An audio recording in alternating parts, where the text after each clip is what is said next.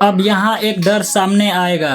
तुम्हें लगेगा कि मैं क्या कर सकता हूँ, मेरे पास तो समय नहीं है, पैसे नहीं है, संपर्क नहीं है। और यही वो पल है जहाँ ज़्यादातर लोग वापस सो जाते हैं। लेकिन सच ये है कि समय नहीं होता, प्राथमिकताएं होती है। और पैसे नहीं होते तो सीख होती है, और संपर्क नहीं होते तो मूल्य बनाया जाता है।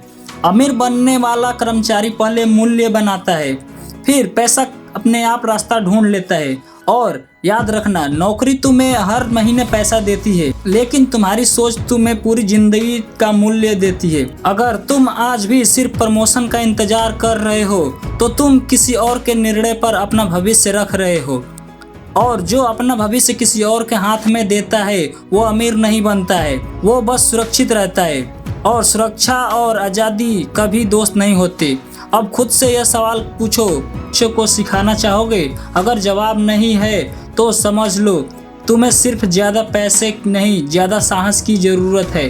क्योंकि नौकरी करते हुए अमीर बनने का मतलब है हर दिन खुद को थोड़ा अलग बनाना, थोड़ा तेज सोचना, थोड़ा गहराई में जाना, और सबसे ज़रूरी खुद से झूठ बोलना बंद करना। क्योंकि जिस दिन तुमने ये मान लिया कि मैं सिर्फ नौकरी के लिए नहीं बना हूँ, उस दिन से तुम्हारी असली यात्रा शुरू होती है। नौकरी करते रहो लेकिन दिमाग मत बेचो, तनख्वाह लो लेकिन आत्मा मत गिरवी रखो। सीखो, निवेश करो, लिखो, बनाओ, जोखिम लो, छोटे छोटे प्रयोग करो, और चुपचाप अपनी दूसरी पहचान तैयार करो।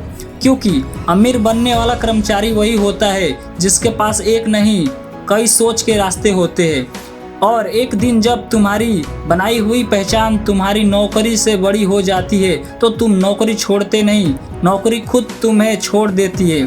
और अंत में एक बात बहुत निजी तौर पर सुनो, अगर यह शब्द तुम्हारे दिल में कहीं हलचल पैदा कर रहे हैं, अगर तुम्हें लग रहा है कि तुम्हारी अंदर की बात बोल रहा है, तो इसका मतलब कि तुम अभी जिंदा हो, अभी देर नहीं हुई है। और अगर तुम सच में रास्ते पर चलना चाहते हो, अगर तुम रोज खुद को याद दिलाना चाहते हो कि तुम सिर्फ नौकरी करने के लिए नहीं बने हो, मुझे एक वादा करो, इस आवाज़ को खोने देना, इस सोच को अकेला मत छोड़ना।